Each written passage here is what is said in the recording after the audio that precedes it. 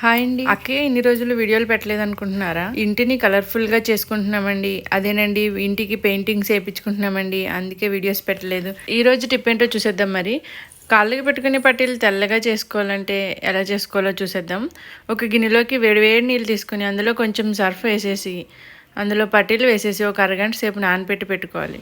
తర్వాత ఇలాంటి ఒక మెటల్ బ్రష్ తీసుకొని పట్టీలు కింద పెట్టి వీడియోలో చూపిస్తున్నట్టు బరబరా తోమేస్తే ఇలా తోమితే 1-2 నిమిషాల్లో తెల్లగా వచ్చేస్తాయి పట్టీలు.